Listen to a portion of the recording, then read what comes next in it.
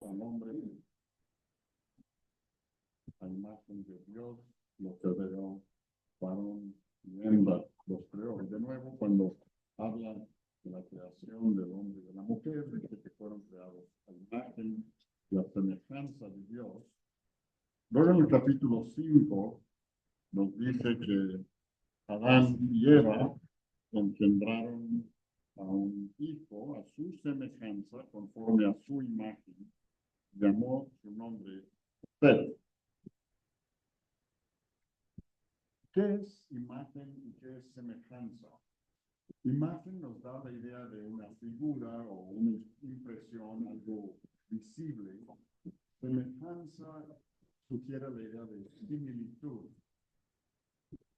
Pero menciona los dos términos y el hecho de que menciona los dos términos me sugiere que hay una diferencia, quizás sutil, entre los dos términos. Un matiz un poco diferente del significado de uno y de otro. Aquí se usan en estos dos casos. No recuerdo otro uso en el Antiguo Testamento, pero en el Nuevo Testamento, cuando algunas personas presentaron a Jesús una pregunta capciosa para hacerlo tropezar y por tener que acusarle, le dijo, denme una moneda, y preguntó, ¿de quién es la imagen en la moneda? Y le dijeron, es de César. Y su respuesta fue entonces, den a César lo que es de César y a Dios lo que pertenece a Dios. Quizá haciendo referencia a Génesis capítulo 1, donde dice que el hombre está hecho a imagen y semejanza de Dios. Y por la imagen que el hombre lleva de Dios es propiedad de Dios. Nosotros le pertenecemos a Él, somos su propiedad. Y las monedas le pertenecen al gobierno. Vemos al gobierno lo que le pertenece al gobierno y a Dios lo que le pertenece a Dios. Pero creo que hay algo más, no es solamente la propiedad de aquello que lleva la imagen, sino hay precisamente similitud, semejanza. ¿Y en qué consiste la semejanza del hombre y de la mujer con Dios? Si Dios no es cuerpo, no tiene cuerpo físico, entonces esa no es la dimensión, o sea, no es que Dios tenga un cuerpo, un rostro, órganos parecidos a los nuestros. En eso consiste la semejanza. Creo que más bien la semejanza consiste en la constitución o la conformación misma de la persona. Dios es un Dios, es una deidad única, pero se revela o se expresa en tres personas, Padre, Hijo y Espíritu Santo. ¿Y qué corresponde a eso en la esfera humana? Pues nosotros nos conocemos unos a otros por nuestros cuerpos, nos reconocemos con nuestros cuerpos. La fisonomía, la estatura, el color de la piel, las facciones del rostro nos identifican a nosotros.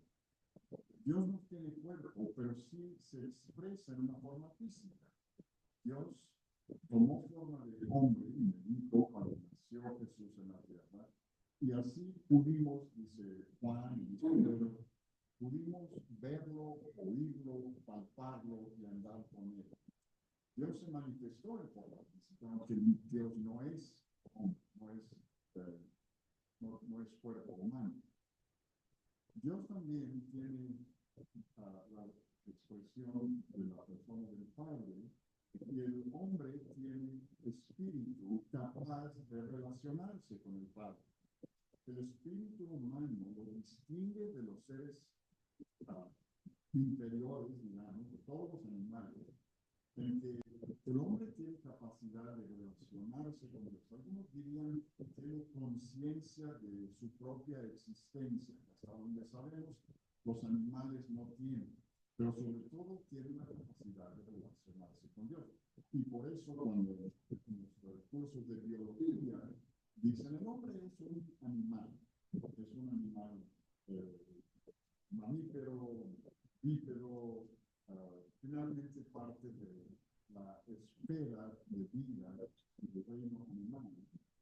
Tenemos que diferir porque hay una diferencia fundamental entre todos los animales y el hombre, y es esa capacidad de relacionarse con Dios. Y Dios también se revela en la persona del Espíritu Santo. Y como Espíritu Santo, Dios tiene capacidad para tomar decisiones, incluir voluntad, digamos, y el hombre tiene alma. El hombre tiene la capacidad de sentir, de experimentar, de emocionarse o experimentar sentimientos. Dios tiene también esa capacidad. La Biblia atribuye a Dios sentimientos de amor, de ira, de compasión, de tristeza, muchos otros sentimientos que compartimos como seres humanos. Así que si pensamos en el ser humano como que consiste de espíritu, alma y cuerpo, vemos que así lo describe Tesalonicenses, en 1 Tesalonicenses capítulo 5, cuando Pablo se refiere a nuestro ser, en el versículo 23 del capítulo 5, dice, el mismo Dios de paz os santifique por completo, y luego explica en qué consiste lo completo de nuestro ser, espíritu, alma y cuerpo, y que todo nuestro ser sea guardado para la venida de nuestro Señor Jesucristo. Y la razón de mencionar esto aquí es porque tenemos en Efesios capítulo 5, veíamos ayer, la exhortación al hombre o la enseñanza respecto a lo que es el papel del hombre o la principal responsabilidad del varón en el matrimonio, que es amar a la esposa. Efesios capítulo 5, versículo 25, maridos, amad a vuestras mujeres, así como Cristo amó a la iglesia y se entregó a sí mismo por ella, para santificarla, habiéndola purificado en el lavamiento del agua por la palabra. Lo que corresponde a esto en el matrimonio, o sea, esa es la realidad, como veíamos anoche, la ilustración o la sombra en el matrimonio es que el hombre tiene la responsabilidad, la función o el papel de amar a la esposa. Y luego nos preguntamos, ¿cómo podemos amar a la esposa? ¿Cómo? Así que tenemos ese patrón, ese modelo, ese ejemplo a seguir, que es Cristo amó a la iglesia y así ha de amar el marido a su esposa. Y más amplía este concepto del amor de Cristo por la iglesia diciendo, y se entregó a sí mismo por ella, para santificarla, habiéndola purificado en el lavamiento del agua por la palabra. Así que tenemos bastante información acerca del cómo amar a la esposa. Hemos de amarla como Cristo amó a la iglesia, y cómo amó a la iglesia, pues sacrificadamente se entregó a sí mismo por ella. Es decir, cuando Jesús dejó la gloria del cielo para descender y tomar forma humana, se humilló. Filipenses dice que se vació o se despojó de la deidad, no en el sentido de que en ningún momento dejara de ser Dios, pero puso a un lado todo ese privilegio que le correspondía por derecho de ser Dios mismo, y no se aferró a esa deidad, sino que se despojó de ella para humillarse y tomar forma de hombre. Ese es el ejemplo o el modelo que tenemos nosotros para imitar en nuestro amor por la esposa. No solamente se entregó a sí mismo por ella, lo hizo para santificarla. Después vamos a hablar un poco más sobre lo que significa eso en la vida de la pareja, que el hombre santifique a la mujer.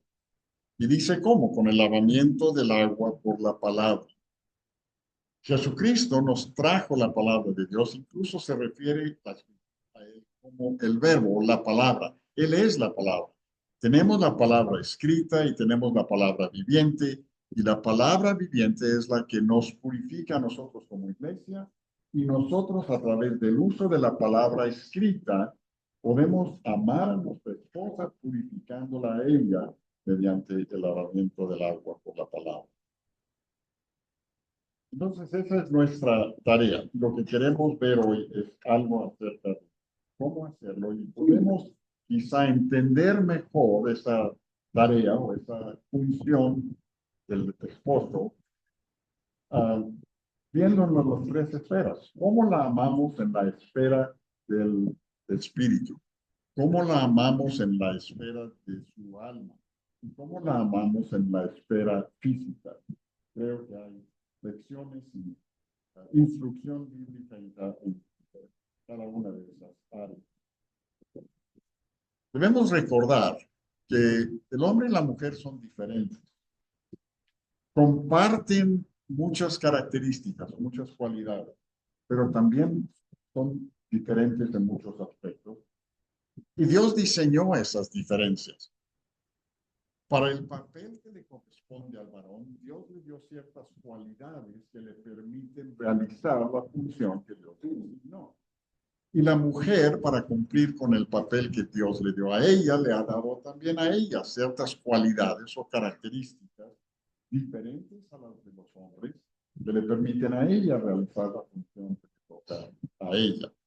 Entonces vamos a pensar primero en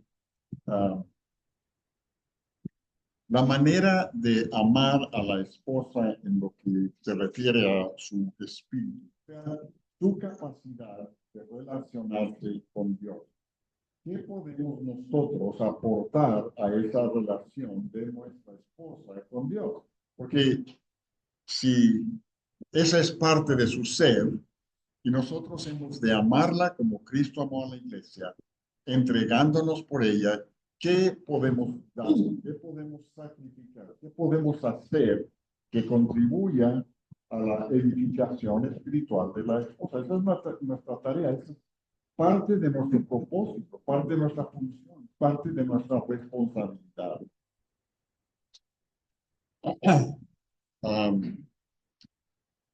La simple lectura diaria de la palabra contribuye a eso. La Biblia se compara a sí misma con el alimento, con el pan. Necesitamos alimento para vivir. Jesús dijo, no solo de pan vivirá el hombre, sino de toda palabra que procede de la boca de Dios.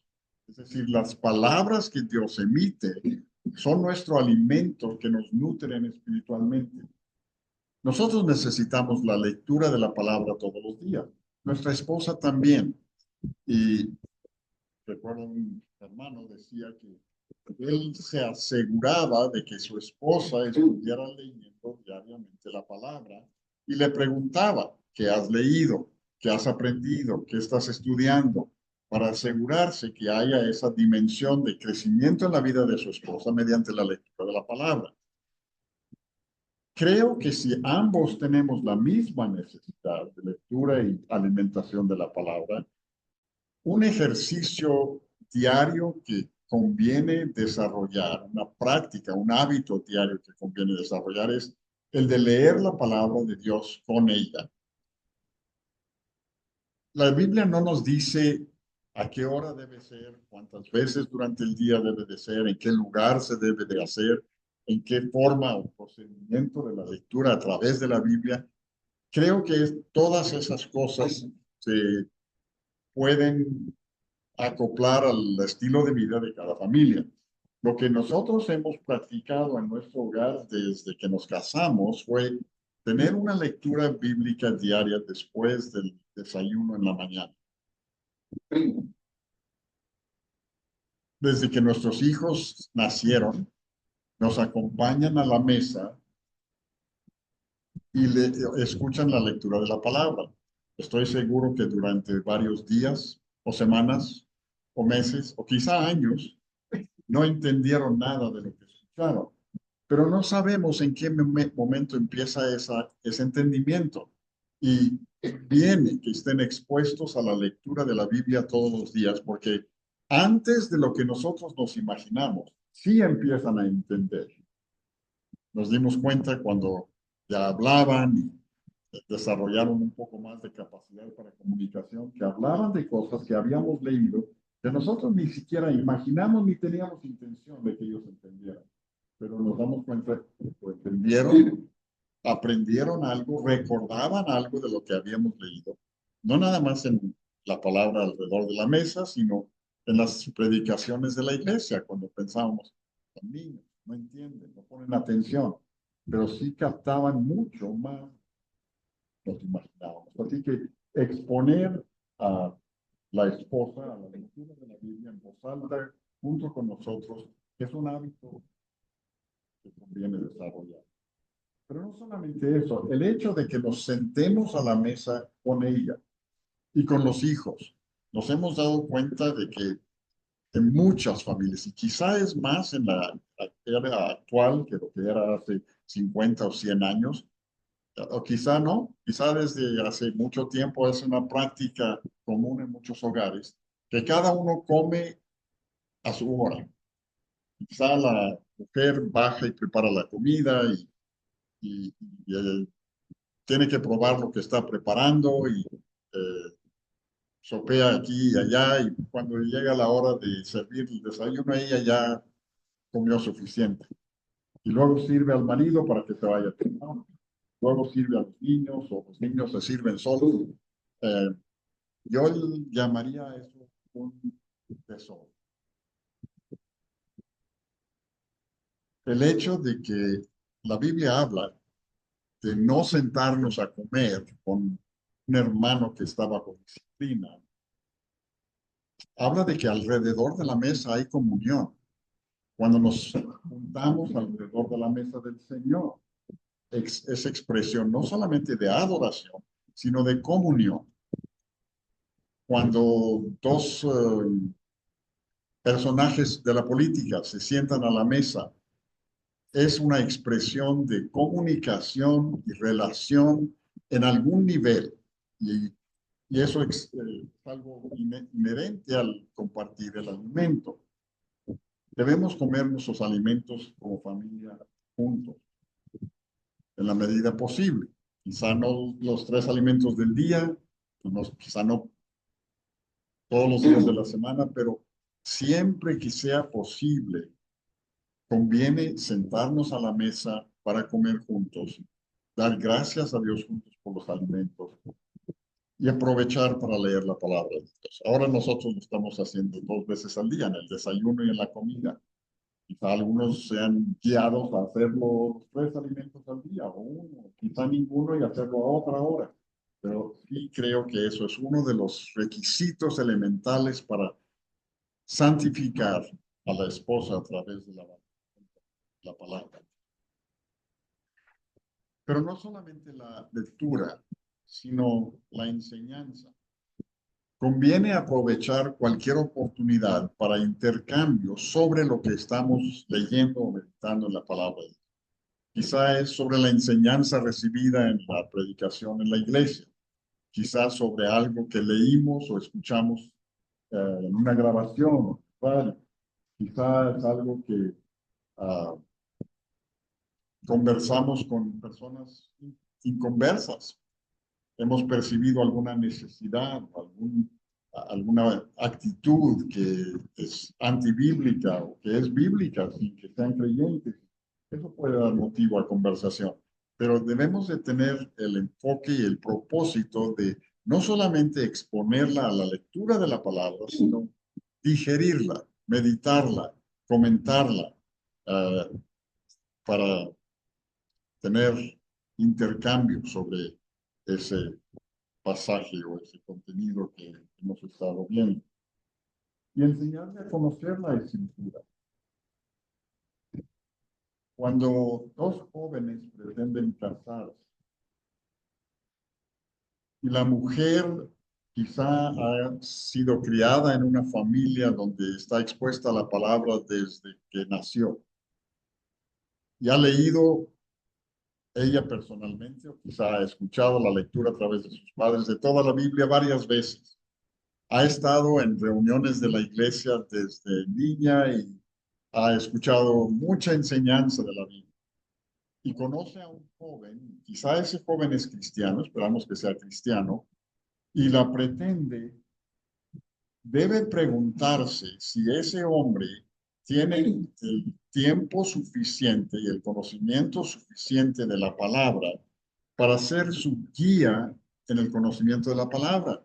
Porque si ella tiene más conocimiento, más madurez, más tiempo en el conocimiento de la Escritura y del Señor que él, va a ser muy difícil que ese hombre sea cabeza de la mujer y la guíe espiritualmente si ella lo rebasa en su madurez espiritual. Eso no es para que las mujeres se frenen o eviten el crecer espiritualmente para poder encontrar un marido que sea más maduro que ellos, que ellas. Pero sí es un factor que deben considerar porque ese es el patrón, ese es el papel del varón, guiarla a ella espiritualmente y enseñarle las escrituras. ¿Cómo se divide la escritura? Como te dice Timoteo.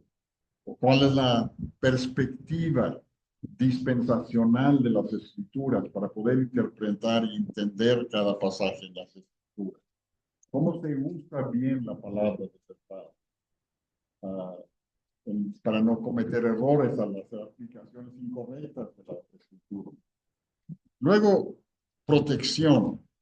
Génesis capítulo 3, cuando habla acerca de la tentación que presentó la serpiente antigua, dice el versículo 10 del capítulo 3 que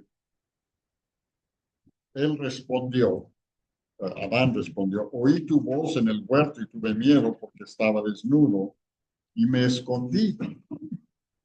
Pero antes, cuando la serpiente engañó a la mujer, dice que tomó de su fruto y comió y dio también a su marido, el cual comió así como ella. ¿Dónde estaba Adán cuando Satanás entabló este diálogo con la serpiente?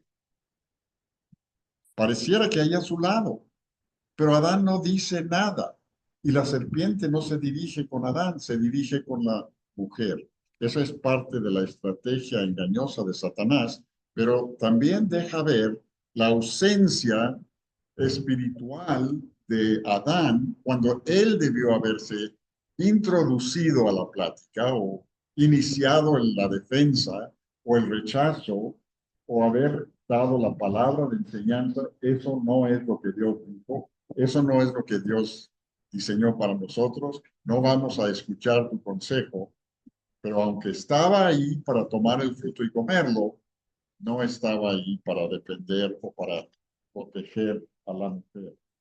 Hay que proteger a nuestras esposas y hay muchas amenazas a nuestro alrededor. Una de las amenazas es las redes sociales. En la actualidad, una trampa que hace 20 o 30 años era insignificante o inexistente, ahora amenaza la misma integridad de la familia y la salud espiritual de la mujer y del hombre y de los hijos. Hay que protegerlos de las redes sociales. La sutileza del error, incluyendo sitios cristianos. Hay mucha enseñanza en las redes, en los sitios de Internet, pero esa no debe ser la fuente de nuestra información y de nuestro alimento espiritual. Hay mucho peligro. Hay toda una gama de información disponible en Internet, desde cosas muy buenas y positivas hasta cosas dudosas o cuestionables, hasta cosas abiertamente nocivas, dañinas y engañosas y mentirosas. Y si la persona que se aproxima a esos medios considera que tiene la madurez para discernirlo, quizá puede encontrar algo de valor. Pero debemos siempre estar conscientes de que por cada cosa de valor que pudiéramos encontrar, hay una multitud de información dudosa, negativa, abiertamente nociva, falsa, engañosa, porque el Dios de este siglo está en esa esfera y influye. Es necesario proteger.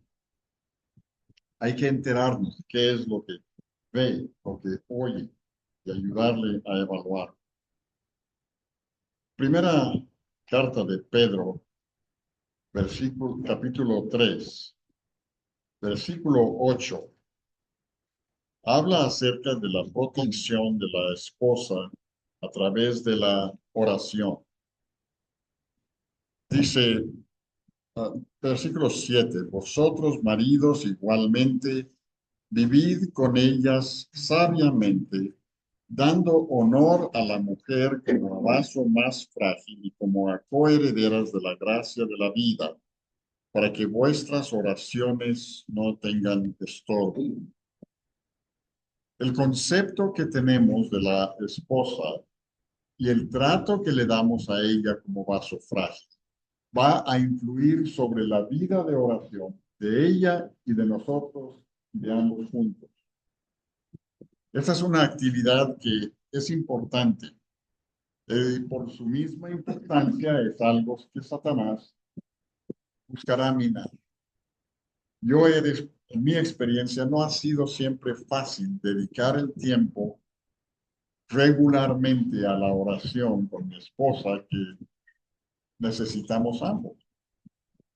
Un ejemplo que nosotros tuvimos fue el de mi papá y mi mamá, que diariamente oraban por cada uno de sus nietos por nombre. No eran poquitos. Por lo menos eso debemos de poder hacer. Orar por cada uno de nuestros hijos, por cada uno de nuestros nietos y desarrollar ese hábito y esa práctica de orar diariamente con ella.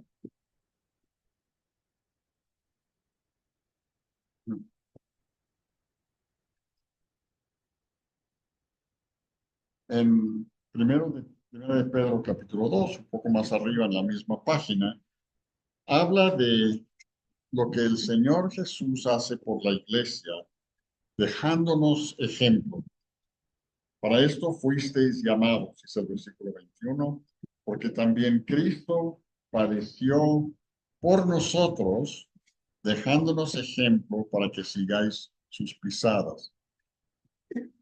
Padeció, eso es muy conocido, padeció por todo el mundo, pero expresamente dice aquí que padeció por nosotros, por cada uno de nosotros personalmente. Él dio su vida pensando en mí, pensando en ti, pensando en la necesidad que nosotros teníamos de perdón y de vida nueva. Y por eso dio su vida. Y nos dejó ejemplo al dar su vida para que sigamos sus pisadas. Es decir, su muerte no solamente es redentora y expiatoria, sino que también es ejemplar, dando un ejemplo para que nosotros sigamos sus pisadas. Luego dice expresamente en qué consiste ese ejemplo. Cuando le maldecían, no respondía con maldición. Cuando padecía, no amenazaba, sino que encomendaba la causa al que juzga justamente. Nuestra esposa necesita un ejemplo visible y palpable. Nuestra esposa necesita ver que nosotros leemos la palabra. Necesita darse cuenta de que estamos meditando la palabra. Necesita darse cuenta de que aplicamos la palabra a nuestra vida. No es nada más acumular conocimientos, no es nada más aprender de memoria, sino es que la palabra surta efecto en nuestra conducta diaria. Si la palabra surte efecto en nuestra conducta diaria, ella tendrá un ejemplo que puede imitar con confianza. No debemos esperar de ella porque no estamos dispuestos a hacer nosotros o a dejar nosotros.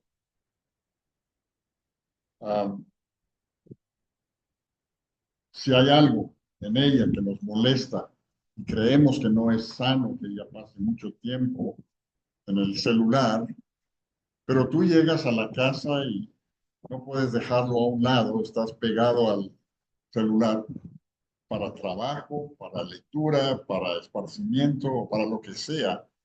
¿Qué ejemplo tiene ella y qué estará motivada ella?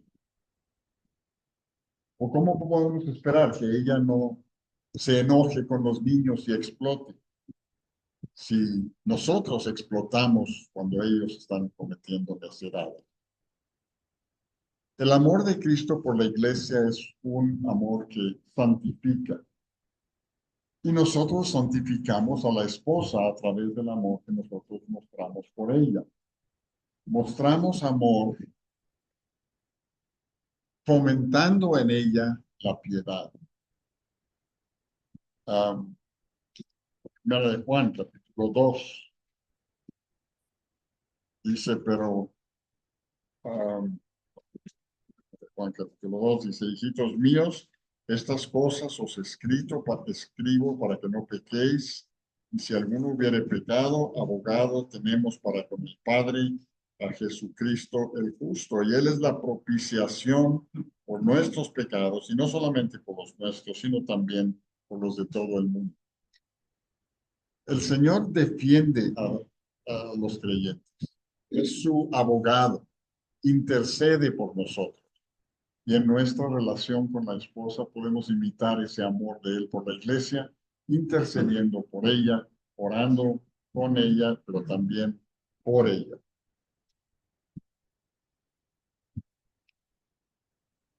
El amor del Señor Jesucristo por la iglesia la ve como santificada.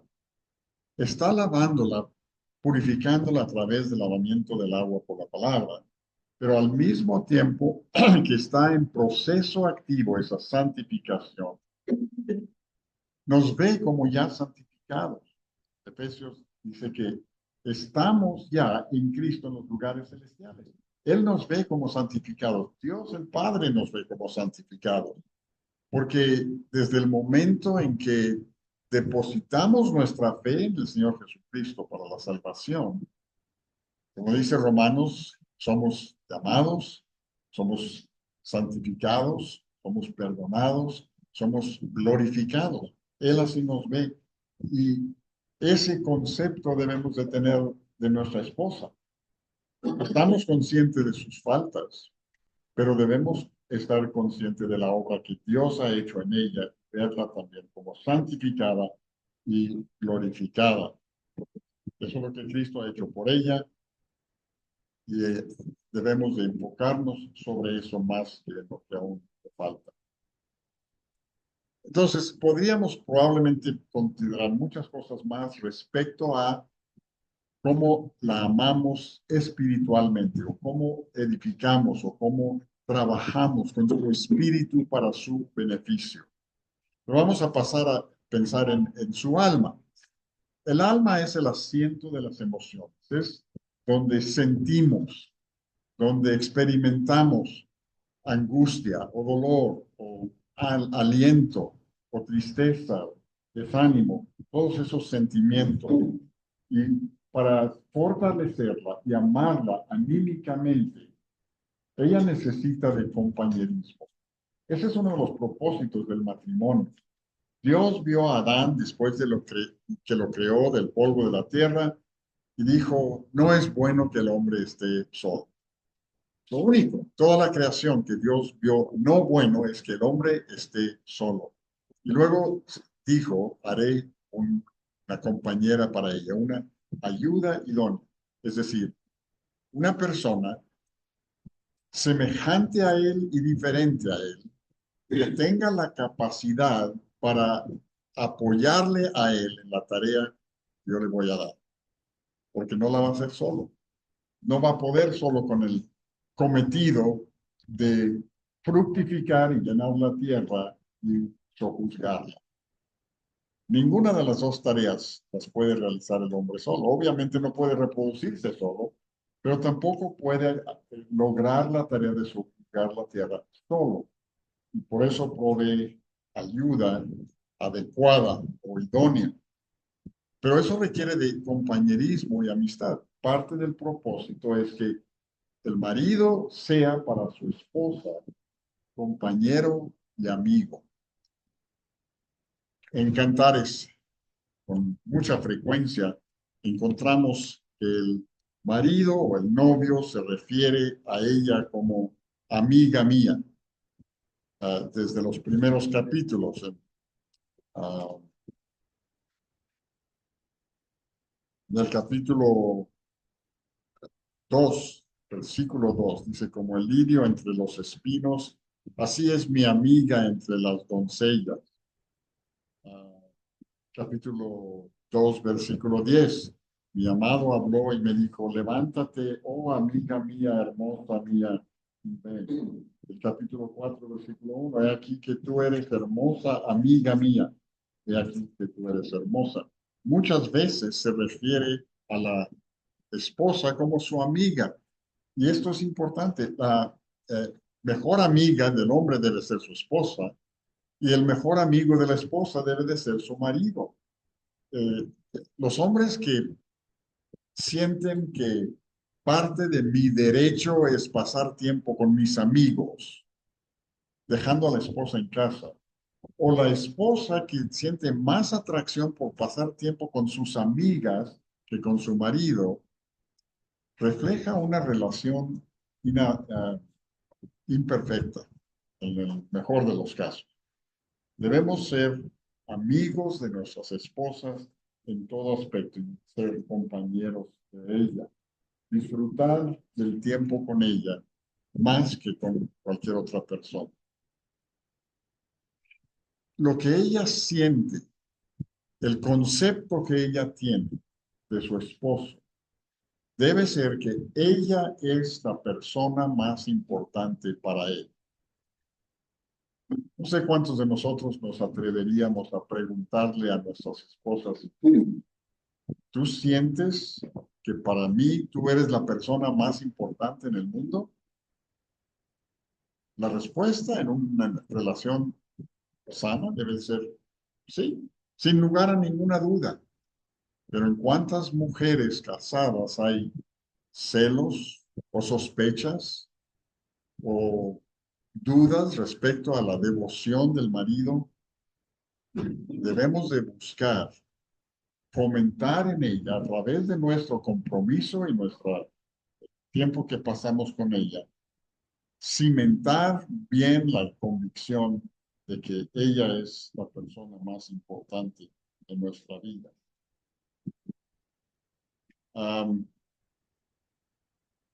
Darle ánimo. Ella tiende a desalentarse fácilmente. Debemos recordarle cómo Dios ha obrado en el pasado en situaciones similares o peores. Porque a medida que va pasando el tiempo y que vivimos juntos, debemos ir acumulando experiencias de la ayuda de Dios, de la gracia de Dios, de la misericordia de Dios, de las intervenciones de Dios para proveer en situaciones de dificultad, librarnos de peligros, proveernos para nuestras necesidades y recordarle eso cuando ella siente temor o dudas de lo que va a suceder en el futuro. Hay que recordarle cómo ha obrado Dios y ayudarle a ver que el futuro que Dios tiene para nosotros como creyentes es un futuro glorioso.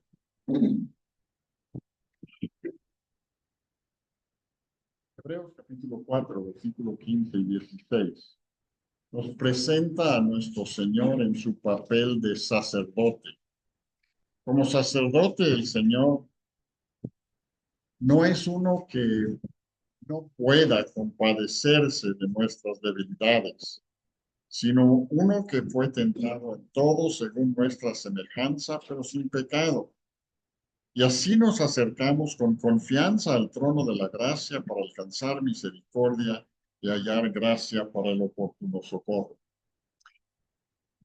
Nosotros no podemos ser y no debemos ser Dios para nuestra esposa. pero sí podemos ser un instrumento que Dios usa para comunicarle a ella lo que es Él.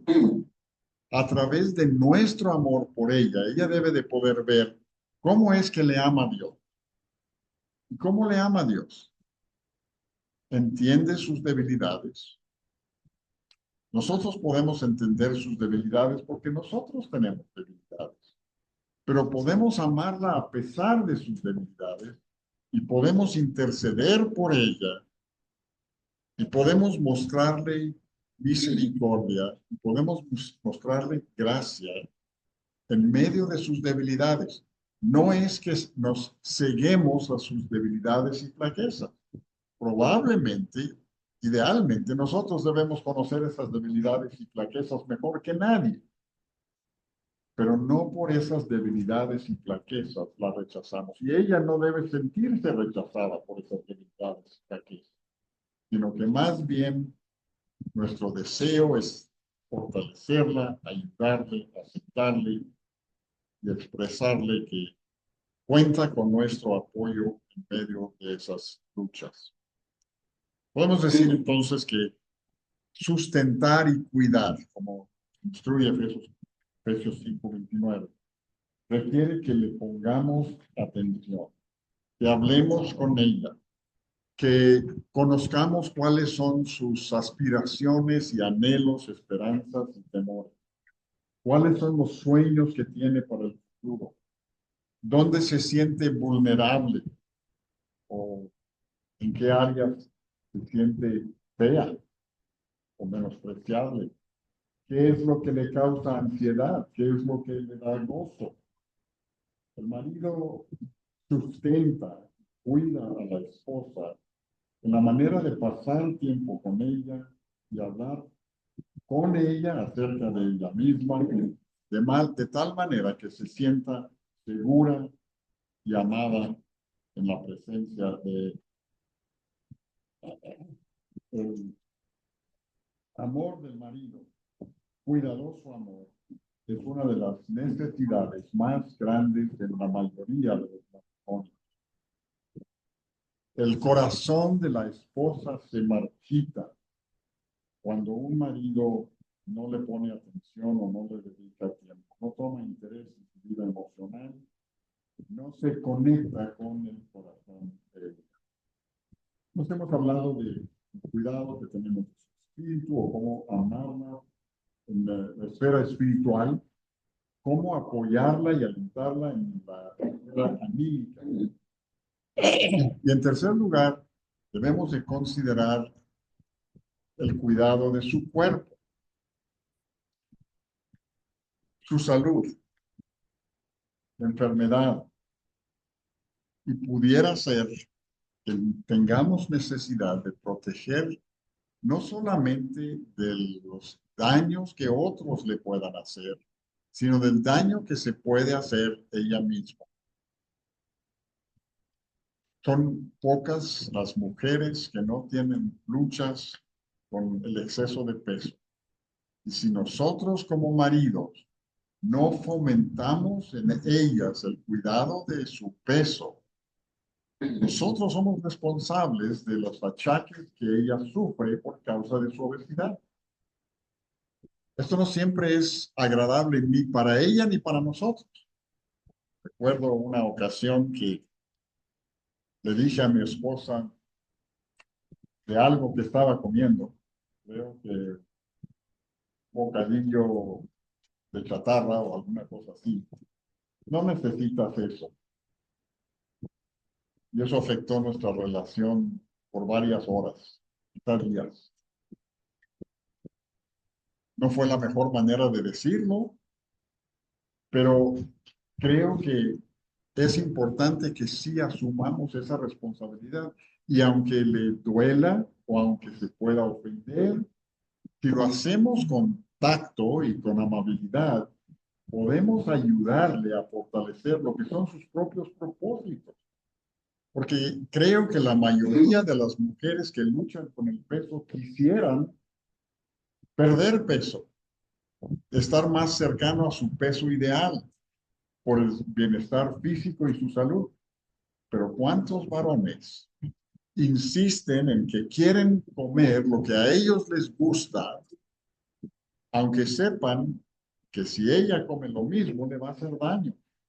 A nosotros también probablemente, pero hay muchos maridos que ponen su propio paladar por encima del bienestar de su esposa.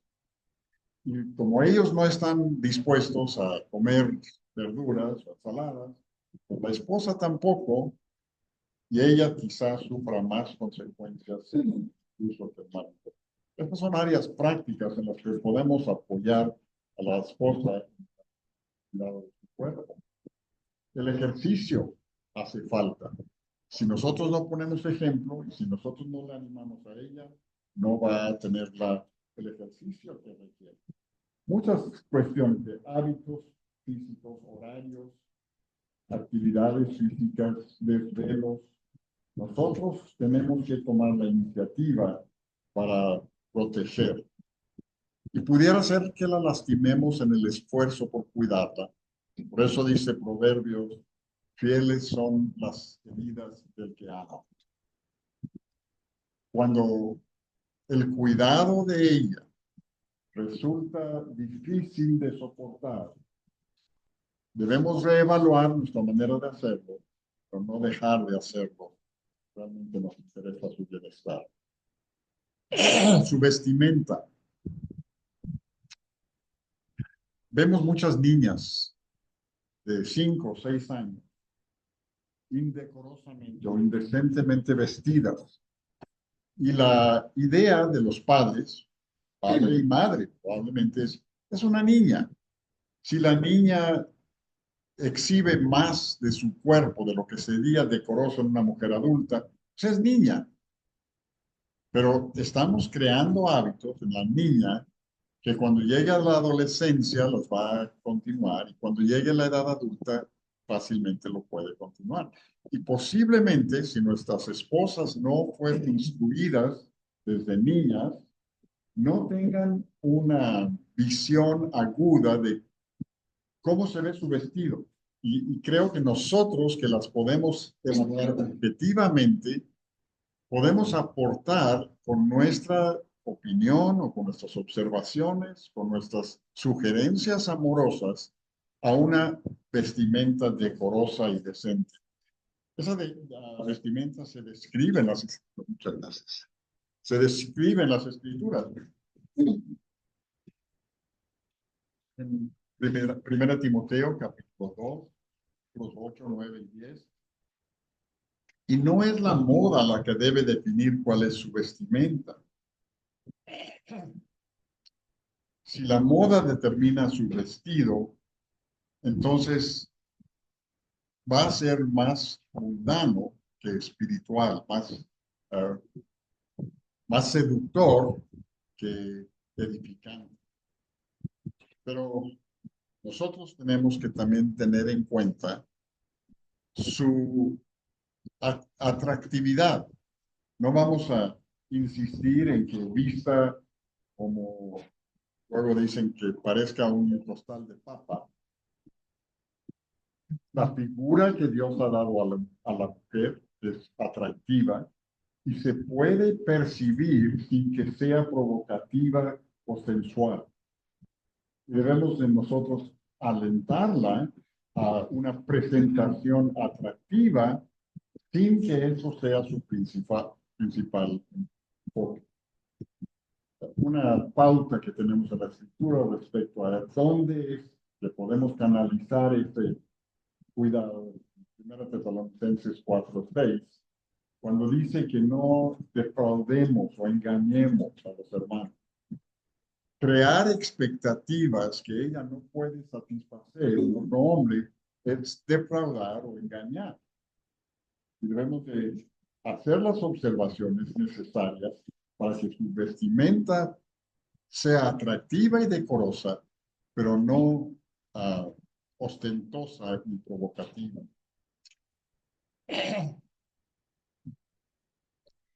Por último, quisiera hacer referencia brevemente a la relación matrimonial, la intimidad física. Creo que hay mujeres, sé que hay mujeres, y hay hombres que consideran que la relación física es deseable, pero pecaminosa, que Dios de alguna manera desaprueba la expresión de afecto a través de una relación física. Y es muy obvio en la escritura que no es así. Quizá gran parte de esto es porque la interpretación que el catolicismo ha dado a la tentación en el huerto es que lo que hicieron que Dios desaprobó fue tener relaciones físicas. Que por eso la humanidad está sufriendo como consecuencia de la caída de Adán. Es una distorsión de la realidad bíblica, sabemos que no tiene nada que ver con eso. Pero no solamente eso, sino que en la escritura, en 1 Corintios capítulo 7, dedica varios versículos a explicar que esa relación es deseable y positiva y que es parte del diseño de Dios. Explica en esos versículos, ya los debemos de leer, aunque ya casi se nos va el tiempo, explica que eso es parte de lo que es el diseño de Dios. En cuanto a las cosas que me escribisteis, bueno le sería al hombre no tocar mujer. Y algunos sugieren, uh, no estoy totalmente seguro de que ese es el sentido, pero habla de las cosas que me escribisteis y menciona lo deseable de no tocar mujer. Es decir, pareciera que los corintios habían estado expuestos a esta misma idea de que abstenerse de las relaciones físicas es lo mejor que puede haber para el creyente. Pero luego dice el versículo 2, pero a causa de las fornicaciones, cada uno tenga su propia mujer y cada una tenga su propio marido. Es decir, esta relación no solamente es agradable, ¿sí?, sino que es un medio para evitar las tentaciones que pueden conducir a la inmoralidad. El marido cumpla con la mujer el deber conyugal y asimismo la mujer con el marido. Es decir, ni uno ni otro deben negarse a las relaciones físicas ni por la idea de que es pecaminoso, ni como instrumento de venganza o de represión, ni como privación o por ningún motivo. Esa es parte del diseño de Dios y dice claramente que el marido debe cumplir con la mujer. Y luego dice el versículo 4, la mujer no tiene potestad sobre su propio cuerpo, sino el marido, ni tampoco tiene el marido potestad sobre su propio cuerpo, sino la mujer. Es decir, debemos de ver nuestros cuerpos como propiedad del cónyuge. No es que yo decido, tanto se propaga en medios en el mundo el día de hoy, yo decido lo que hago con mi cuerpo. Pues ni en el soltero es cierto eso, porque somos comprados con sangre y nuestro cuerpo pertenece a Dios, pero en el matrimonio mucho menos. El cuerpo no solamente es templo del Espíritu Santo y propiedad de Dios, sino que el control del cuerpo corresponde a la mujer, en el caso del cuerpo del marido, y al marido en el caso del cuerpo de la mujer. No os neguéis el uno al otro, a no ser por algún tiempo de mutuo consentimiento, para ocuparos sosegadamente en la oración y volver a juntaros uno en uno, para que no os tiente Satanás a causa de vuestra incontinencia. De nuevo, hace énfasis. No deben negarse en ese aspecto físico al uno al otro. Y continúa hasta el versículo 9 hablando de las relaciones y su lugar en el matrimonio. Eso es muy importante. Al mismo tiempo que decimos que es importante la relación física, que no es el pecado original como algunos lo entienden, también también debemos entender que es exclusivo. Proverbios dice mucho acerca de la necesidad de que el hombre no riegue sus fuentes por las calles.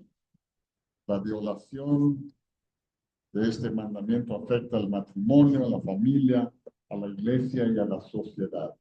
Hay mucho daño en la sociedad el día de hoy por la falta de dominio propio en el área de la sexualidad. La exhortación de la palabra es a la pureza, de la santidad. Y Jesús nos pone el ejemplo en Marcos capítulo 10, cuando habla de lo que Él hace por la iglesia y lo que es su propósito al venir al mundo. Dice que el Hijo del Hombre no vino para servir, para ser servido, sino para servir, para dar su vida en rescate por muchos. Versículo 42 de Marcos capítulo 10 dice, sabéis que los que son tenidos por gobernantes de las naciones se enseñorean de ellas, y sus grandes ejercen sobre ellas potestad. Pero no será así entre vosotros, sino que el que quiera hacerse grande entre vosotros será vuestro servidor. Y el que de vosotros quiera ser el primero será siervo de todos. Porque el Hijo del Hombre no vino para ser servido, sino para servir, para dar su vida en rescate por muchos. El Señor puso su ejemplo de servicio la semana que fue arrestado y crucificado, cuando en vísperas de ese sufrimiento se ciñó la toalla, se arrodilló a los pies de sus discípulos para lavarles sus pies sucios. El amor del marido por la esposa es un amor que sirve, que se humilla. No es un enseñorearse de ella como un amo, sino es expresarle su cuidado y su interés en el bienestar físico, espiritual y anímico a través del cuidado, como lo hizo Cristo.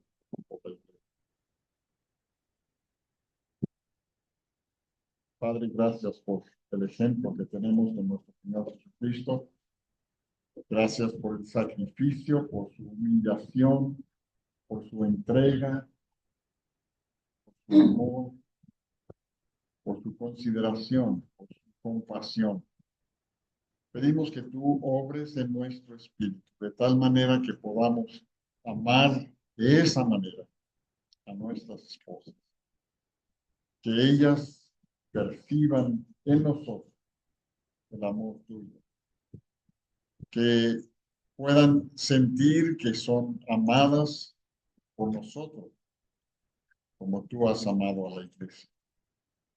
No solamente dispuestos a dar nuestra vida por ella, sino dispuestos a vivir para ella.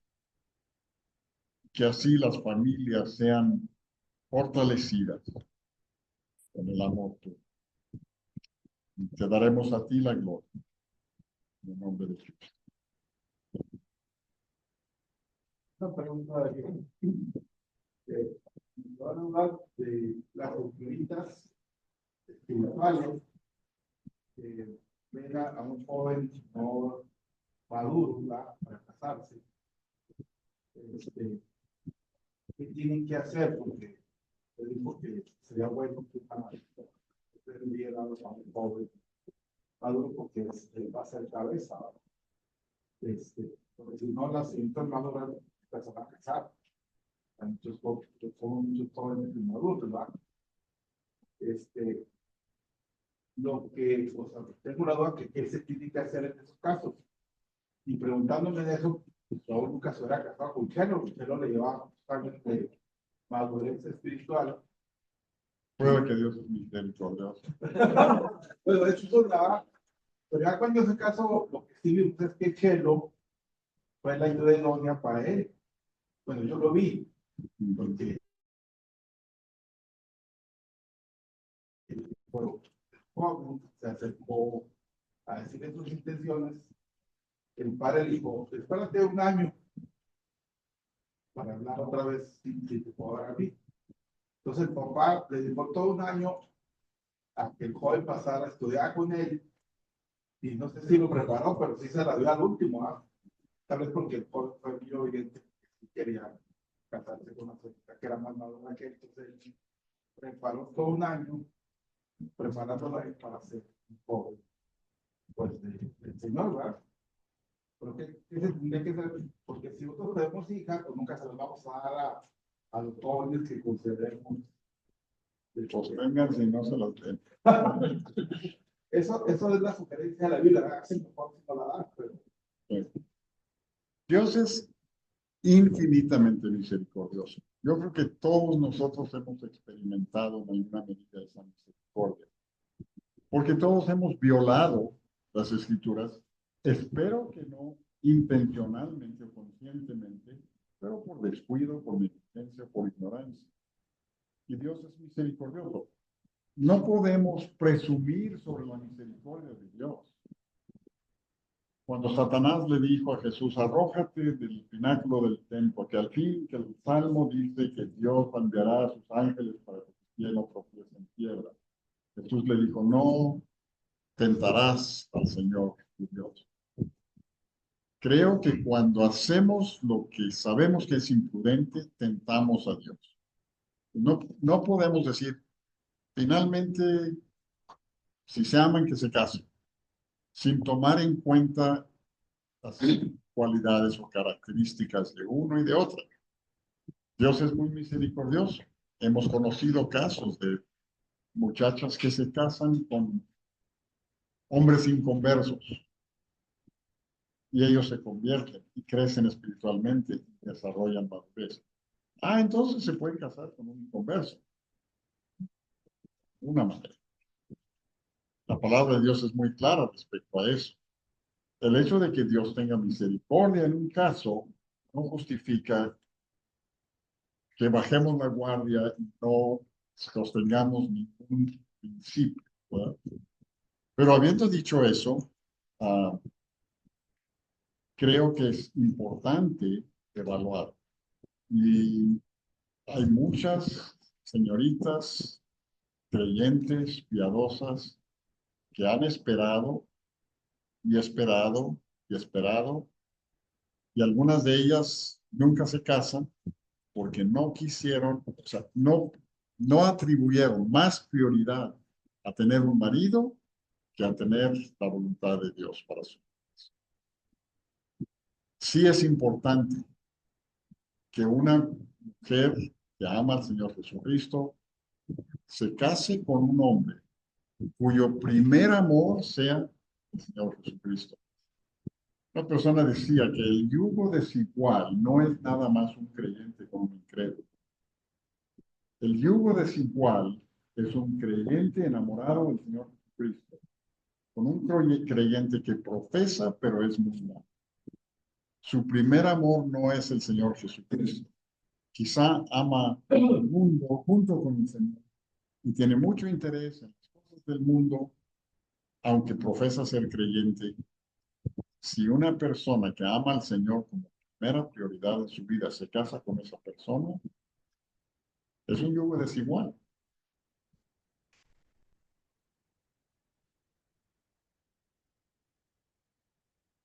No sé si contesta la pregunta o te por deja. ejemplo, Pablo era recién convertido y Dios sobró para que pretendiera a Chelo, pero Chelo ya tenía muchos años de cristiana, pero sí se casó con ella, ¿verdad?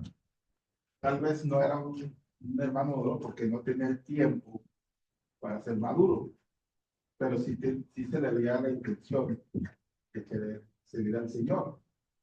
Entonces, no sé qué vieron los papás de Chelo para dárselo, pero sí se lo dio y con nosotros ya pasaron casi más de 40 años. Creo que fue una buena decisión, ¿verdad? De los papás, dársela, porque la abuela ha sido un buen cristiano. Entonces, no sé qué se debe hacer ahí para los papás que tienen hijas o que aún hijas, cómo medir o profesar que cuando viene un joven que aparentemente tiene un poco de convertido, no quitarle la oportunidad a la unidad de la vida y resultó, ¿verdad? Cuando ya te conocemos a unos hermanos de mucho tiempo y no aman al Señor como se debiera. Esa era más bien mi duda. Sí. La experiencia no constituye bases para tomar decisiones. Una señorita podrá decir, yo me casé con un converso, se convirtió. Tú haz lo mismo. El hecho de que haya habido misericordia de Dios en un caso no justifica que otra persona viole las escrituras. Creo que cuando decimos que y lo mismo se aplica al varón, si un varón o una señorita se fija en una persona del sexo opuesto y le agrada para pasar su vida con él, cree que quiere pasar su vida con él, no basta. Y el hecho de que Dios tenga misericordia de algunos que hacen eso, no es carta libre para que hagamos a un lado ese. Sí, hay hombres y hay mujeres que han sacrificado el matrimonio porque su amor por el Señor es más grande. La Escritura Jesús mismo contempla esa posibilidad. Pablo dijo, no fue misericordioso Dios, Con mucho, con mucho. Yo creo que la mayor parte de las acciones ha sido más misericordia que el poder definir. Digo, que ya tenemos hijos grandes y que ya vinieron a solicitarnos la mano de nuestra hija y toda la hija completa.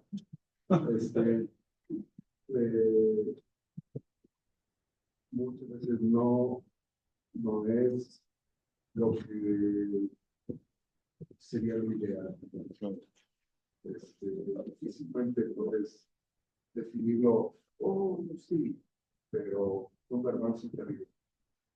En una conversación que tuve una vez con un grupo de hermanos, hablábamos acerca del diseño de Dios en la autoridad de la familia y la importancia de contar con la aprobación de los padres para el matrimonio de los hijos.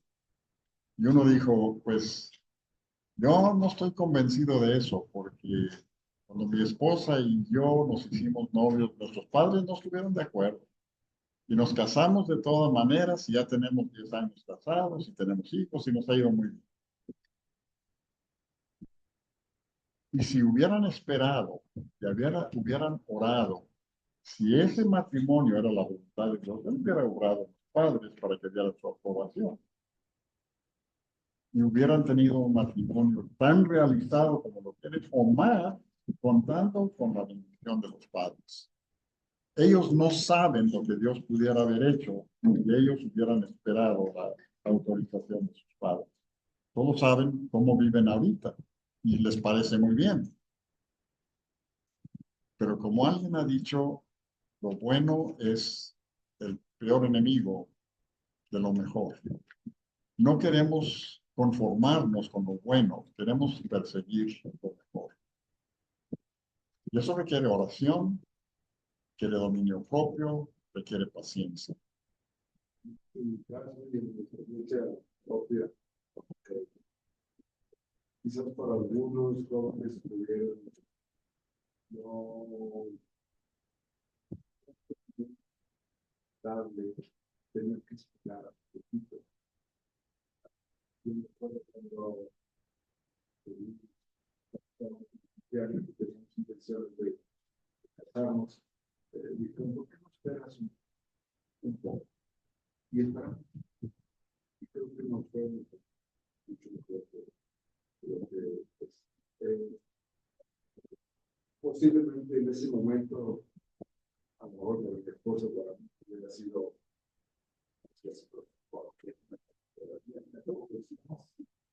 Son enemigos de mi felicidad. sí, y saben lo que mi corazón siente ahorita, ¿no? Pero,